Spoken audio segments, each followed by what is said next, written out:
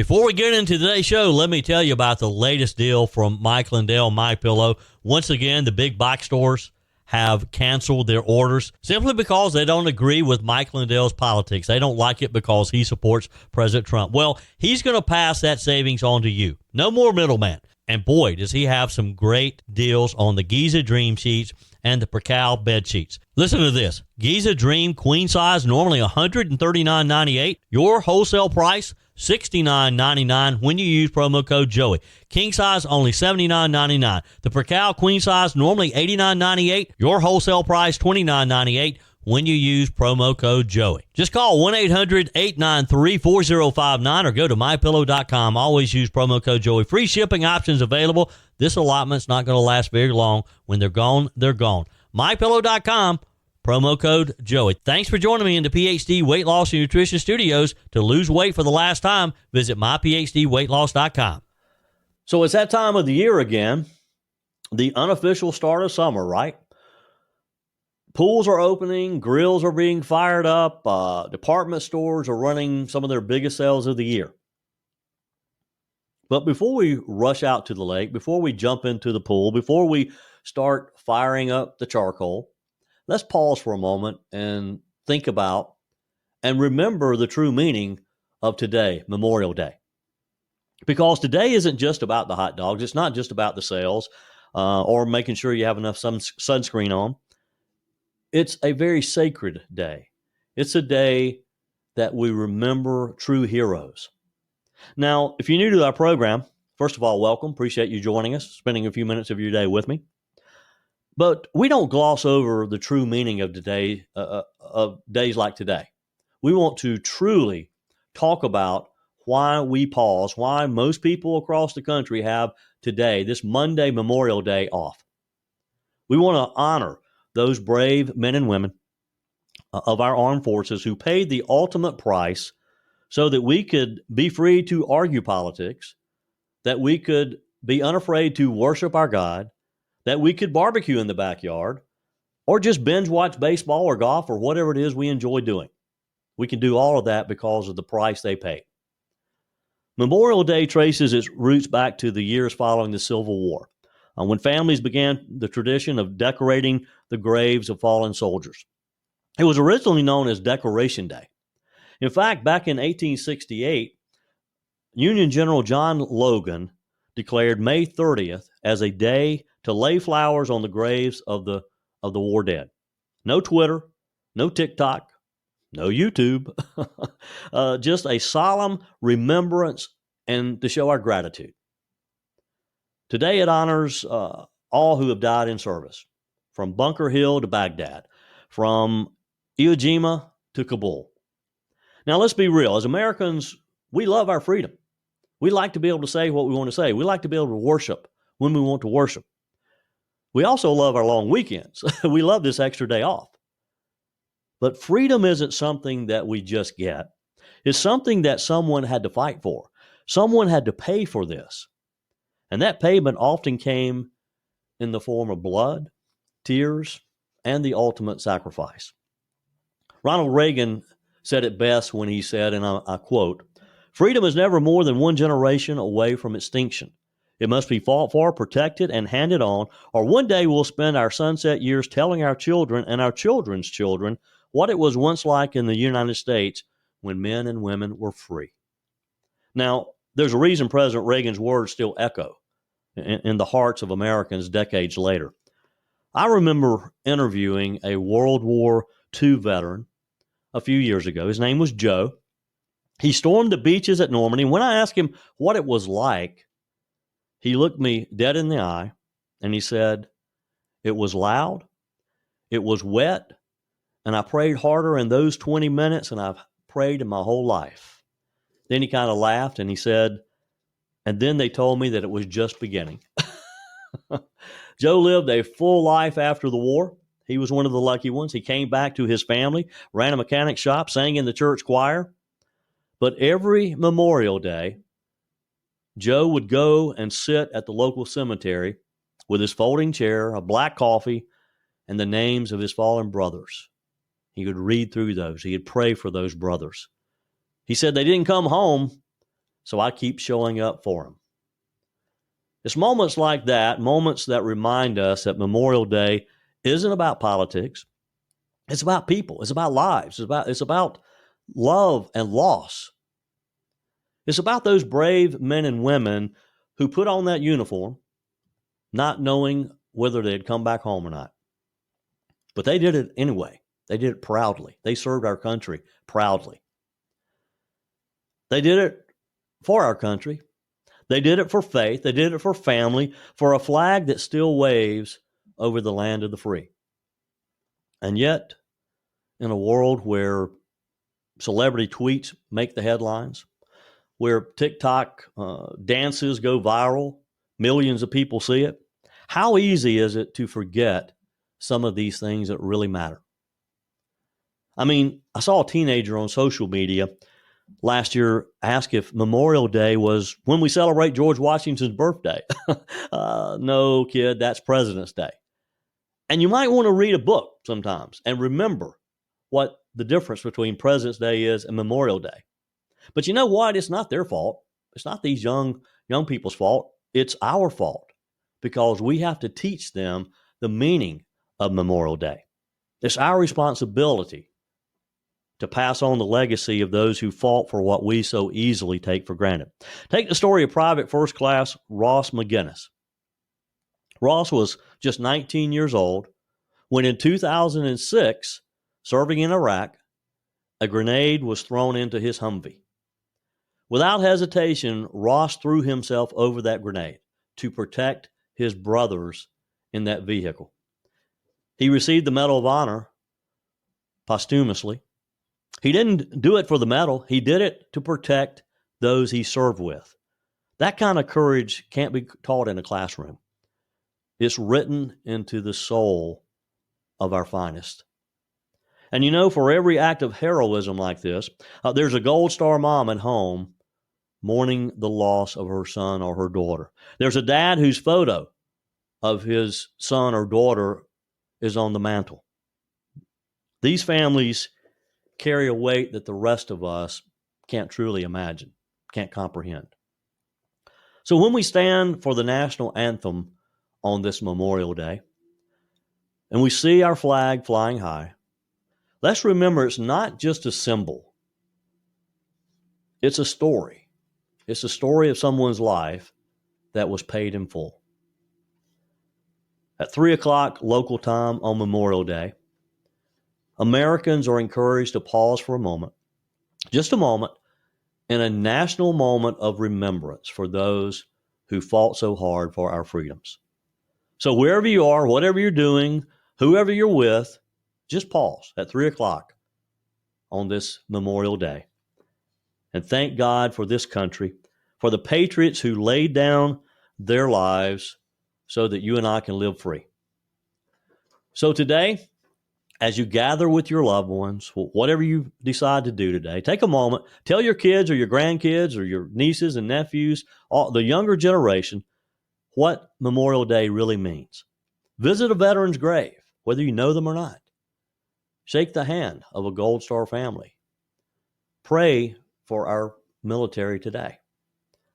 And remember the words of Ronald Reagan when he said this, "And if words cannot repay the debt that we owe these men, surely with our actions we must strive to keep faith with them and with the vision that led them to the battle and to final sacrifice."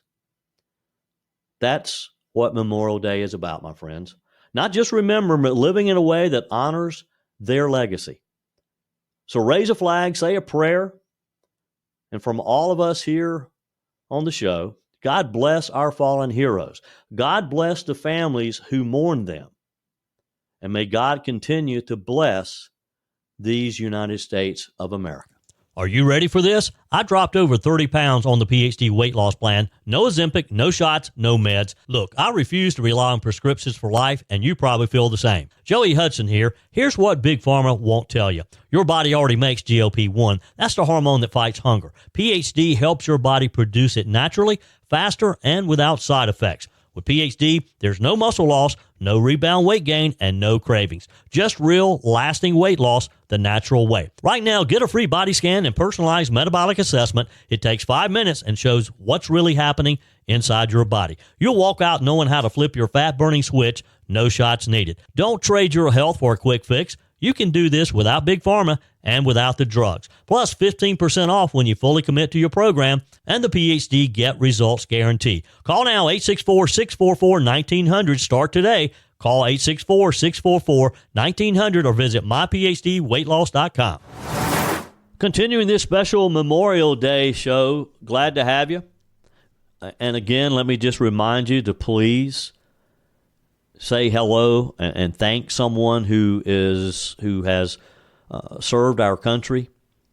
If you happen, there's just a few of them left, those who served in World War II, but those who served in later conflicts as well. And especially those Gold Star moms, those families that lost someone in one of these wars, to thank them for the service of their loved one. An example of why we owe a debt of gratitude to those who fought for our freedom, especially our freedom of speech and freedom of religion, and again, those who gave the ultimate sacrifice so we would have those freedoms. An Iowa man just reached a settlement with his former employer after he claimed that he was fired for wearing T-shirts with Bible verse messages during the company's celebration of LGBTQ Pride Month.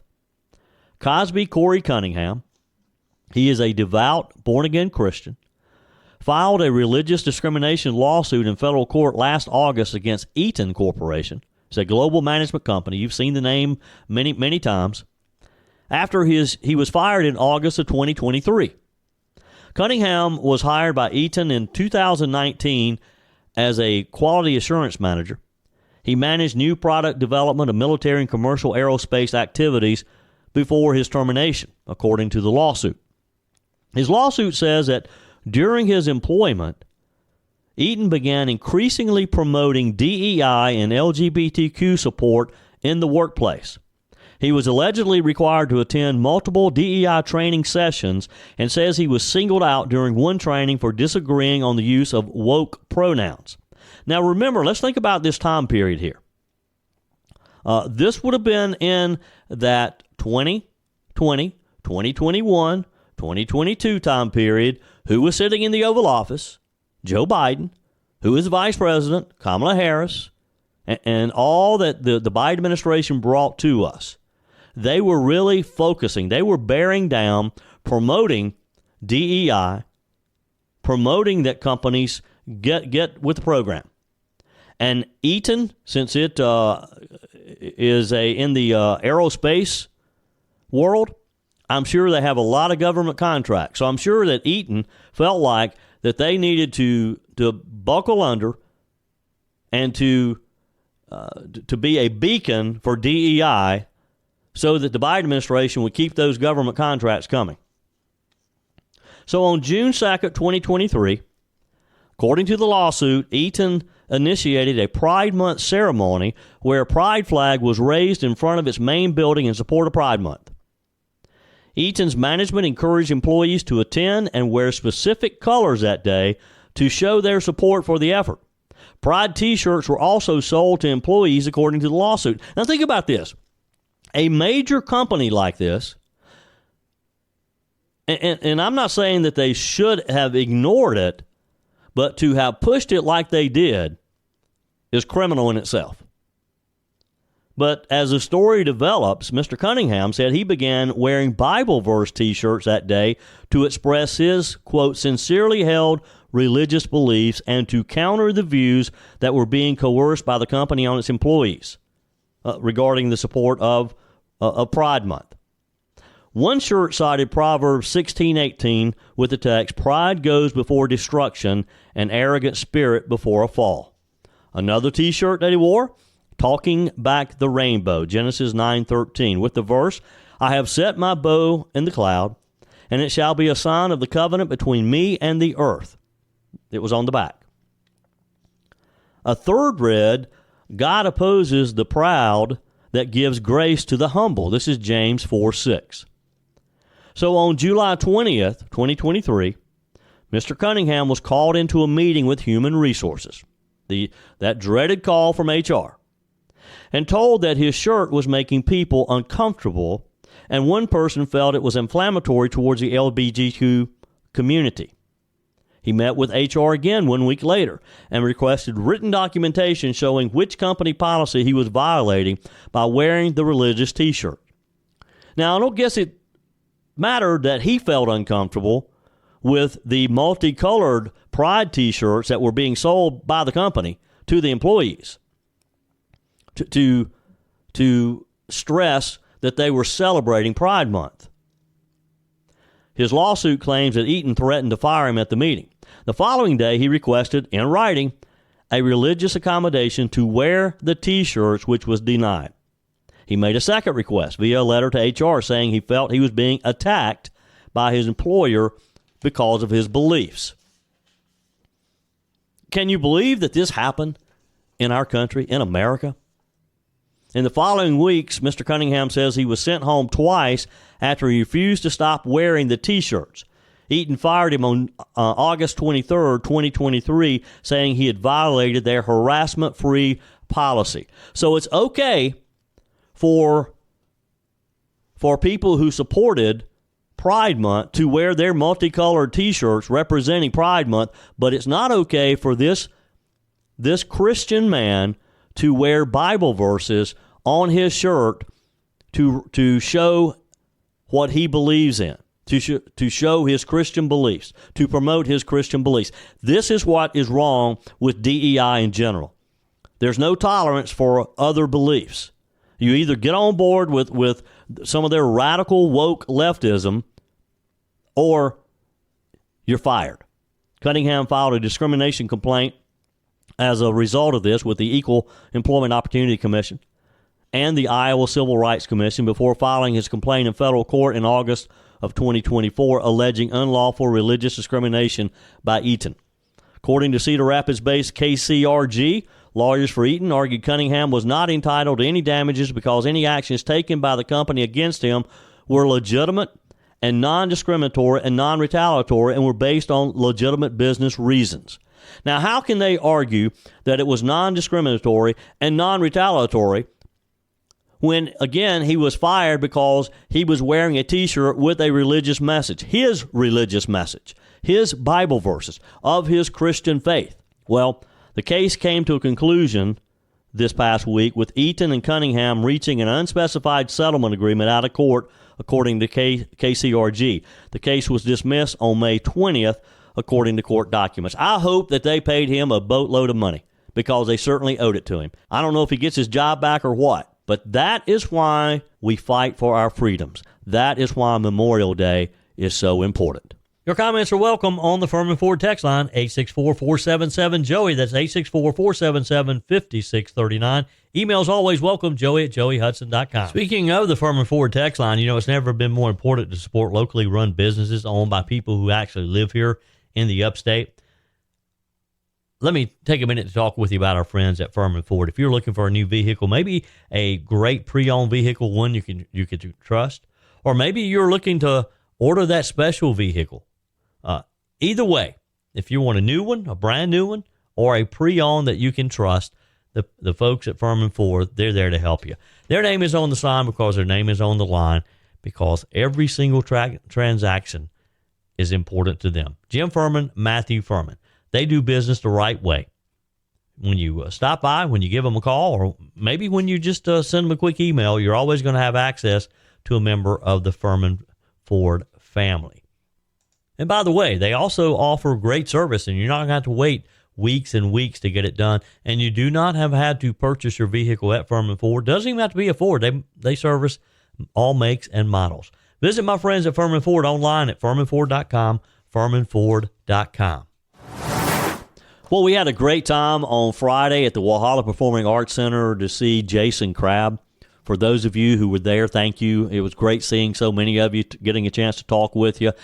And I was just honored to be able to introduce Jason on Friday, because those of you who've listened to me for a while now, you know the story back in 2021 when I had such a hard time, had a couple surgeries. It just wasn't a good year. And there were times, and I was able to share this with Jason and the group that was at the Walhalla Performing Arts Center on Friday. There were times that the only comfort I could get was just to get out and walk. And Jason and his family years ago recorded a song, Through the Fire. That became my theme song.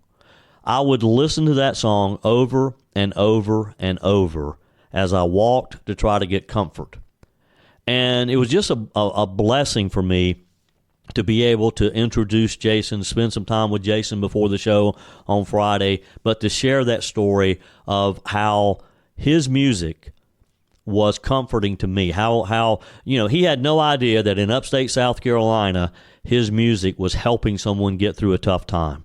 And boy, did he put on a show Friday night. For those of you who were there, you know it. It was a real blessing. And that's just what the Walhalla Performing Arts Center is. I mean, they've been an entertainment staple here in the upstate for 20-plus years now.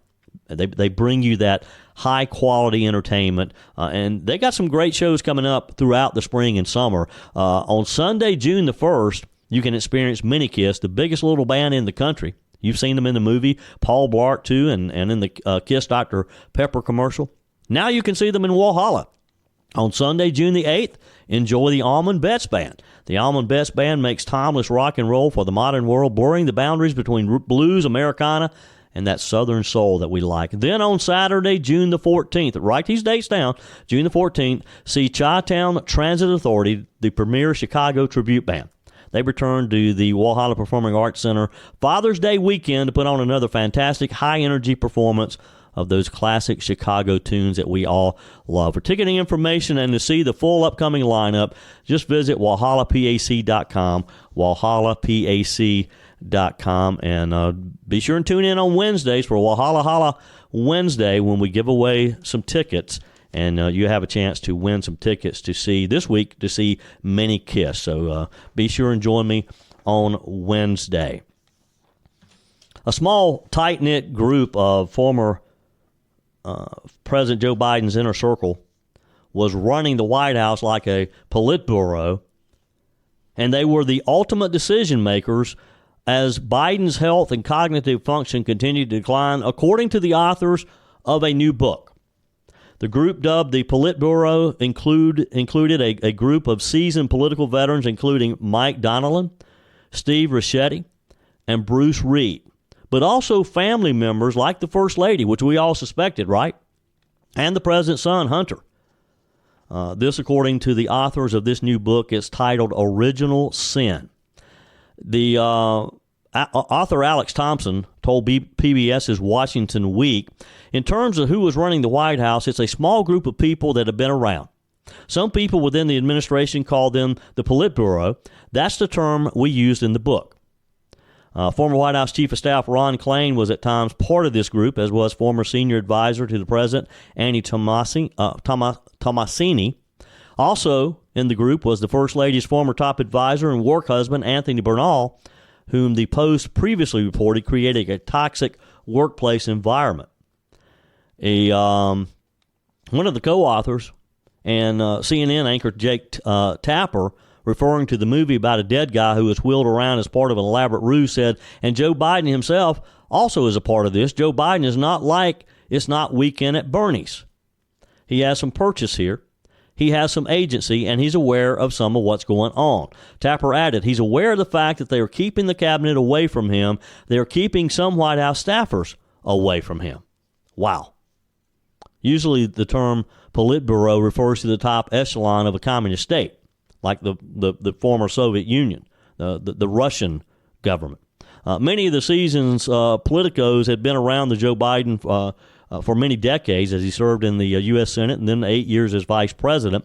Regardless of the official titles in his 2020 campaign and administration, the Politburo generally called the shots and got Biden to agree.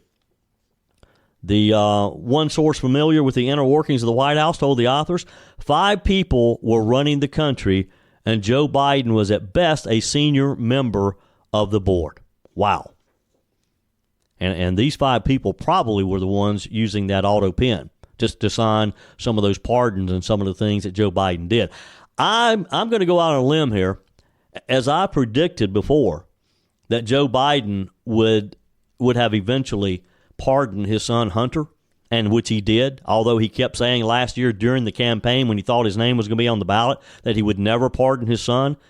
He did in the final days of his presidency. I'm going to bet you that Joe Biden did not do that Jill Biden did so for family unity. Joe Biden may not have even known that he was about to pardon his son. Now, back to the book. An unidentified cabinet secretary vented about this senior group, saying, "I've never seen a situation like this before. With so few people having so much power, they would make huge economic decisions without calling Treasury Secretary Yellen."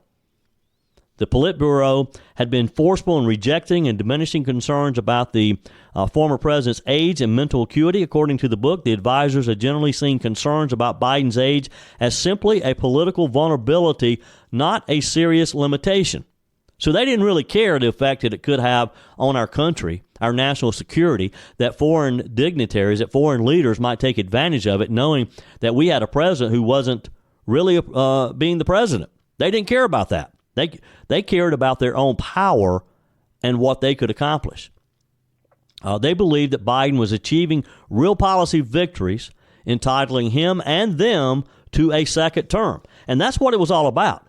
Because in a normal situation, no president in the condition that Joe Biden was in when we went into the spring of 2024, when the decision had to be made if you're going to run for re-election, nobody in their right mind would have decided to run again. Joe Biden did not make that decision. These people made it for him. They didn't give him a choice. He probably knew himself he wasn't capable, but he couldn't fight him. He was too weak. And when you've got the first lady like Jill Biden, and she is more culpable than anybody, because she could have put a stop to any of it, but she didn't, because she was right in there with him. Former President Barack Obama had been leery about the, quote, hangers-on in Biden's orbit, particularly on his 2020 campaign, and stressed that I don't want him to be humiliated. Alumni of the Obama administration also spotted key differences in how Joe Biden's presidency operated. The book said Obama would hash it out with deputies and mid-level aides. Biden, by contrast, mostly met with the Politburo and his top national security aides. Many of Biden's own aides were also kept at arm's length from the president. The book explained that, irrespective of official titles, in practice, Bruce Reed was the real domestic policy advisor. Mike Donnellan was the actual political director. Steve Ricchetti controlled legislative affairs, and Klain controlled a bit of everything. Donnellan, who served as a senior advisor to Biden from the start of his presidency until January 2024, when he hopped over to the campaign, had been a close confidant of the former president since the 1980s. Biden trusted him, and he took advantage of that trust. During his time on the 2024 campaign, he raked in a jaw-dropping $4 million salary. This is Donnellan, according to Original Sin. Some outside observers, including Obama strategist David Axelrod, assessed that he was tied to Biden emotionally, that he could not accept the truth. Donnellan, a former pollster and media consultant, was widely seen as a true believer in Biden, who earned the former president's mutual trust. Thompson and Tapper wrote in the book, the president valued Mike Donnellan's advice so much that aides would later joke that if he wanted, he could get Biden to start a war. Wow. That's scary, isn't it? Ricchetti, who served as counselor to the president throughout Biden's time in the White House, served as the 46th president's chief of staff during the latter half of his vice presidency and worked on Biden's campaign. He also previously served as the White House deputy chief of staff for operations in the Clinton administration. Obviously, he had been around for quite some time. The authors wrote, Ricchetti read it and was furious. Internally, he threatened to shut Clooney down. Some of his colleagues thought he sounded like a mob boss. And this was in relationship to when we learned that George Clooney had penned this op-ed urging Biden to drop out of the race. They didn't want Biden to read it. They didn't want him to know about it. Hunter Biden had weighed heavily on his father during his second term. Some aides speculated it played a role in his decline. They wrote, to understand Joe Biden's deterioration, top aides told us one has to know Hunter's struggles. And that is probably why we saw him literally almost age out in front of our eyes. And finally, what we all suspected, Jill Biden had been a key force, according to the book, in trying to shield her husband's mix-ups and those days when he just stared off into space from the public in what some have dubbed Operation Bubble Wrap. And Hunter Biden was seen as a key force trying to prevent his father from dropping out of the 2024 race because he didn't want to be exposed to what may happen from the Department of Justice, a Trump Department of Justice. But Hunter Biden was fearful of what could happen to him. In the earlier stages of Joe Biden's political career, the First Lady had been a reluctant political spouse, but she had significant influence throughout this administration and in the final days of his administration. I believe Jill Biden probably convinced him to run again, even though Joe Biden deep down knew he should not. As we wrap up this special Memorial Day show, let me tell you the story. This is a special story. I happened to find it in the South Carolina Daily Gazette. It's a story of John Connolly. More than 80 years after he died in the attack on Pearl Harbor, Mr. Connolly was finally laid to rest, not as an unknown in a mass grave, but as a naval officer in Arlington National Cemetery. Here's the story. When the Navy first called to tell his daughter, Virginia Harbison, that her father's remains had been identified, she hung up. She's 91 years old. She was living in assisted care in Texas. She could hardly believe it. But then her son, Bill Ingram, called back to share the news again. The story is that she was silent for so long that he had to ask if she was all right. Bill, she said, I hadn't thought about this for 60 years. She's lived a full life. Her father never had the chance to. In March, Ingram pushed his mother in her wheelchair to her father's graveside for the burial. Ingram said, he lives in San Francisco now, he said it was incredible. They fold the flag in this very tight, nice triangle, and then with white gloves, the commanding officer comes and takes it and kneels down and hands it to my mother. Now here's the story of John Connolly. On December 7th, 1941, during the attack on Pearl Harbor, 429 service members aboard the USS Oklahoma died. It was a horrifying death. Men trapped below deck after the ship capsized. They could be heard tapping out SOS in Morse code as the air supply dwindled. We've seen this represented in the movie. Though 32 men were rescued, the rest were tragically not reached in time. It's a horrifying death. Can you imagine that? Trapped underwater, can't get out. Eventually, the oxygen just runs out. After the war ended, the remains were recovered and buried in the National Cemetery of the Pacific in Hawaii. I've been there before. I've seen it. The bodies were too water damaged and commingled to be identified individually. They remained in that grave for years until modern science caught up with historical tragedy. The Defense POW MIA Accounting Agency, known as the DPAA, disinterred the USS Oklahoma remains in 2015 to send to a DNA laboratory. Carrie Lagarde, a forensic archaeologist with the agency and project lead for the Oklahoma project, said that her team started the process by testing small pieces of bone for maternal line DNA. Overall, now get this, they inventoried 13,000 bones and took 4,900 DNA samples. For Connolly, the story is the identification was very complicated. Ms. Lagarde explained we had several sequences that had multiple individuals, and that was actually the case with John Connolly, and part of why his identification occurred later in the project.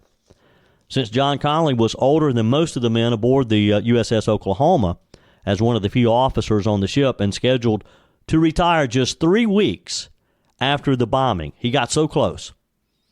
The team at DPAA relied on dental evidence in addition to DNA testing to confirm his identity. Now, Connolly was born in Savannah, Georgia, just down the road, in 1893. He joined the Navy in 1912. He served during World War I and was eventually promoted to a chief warrant officer.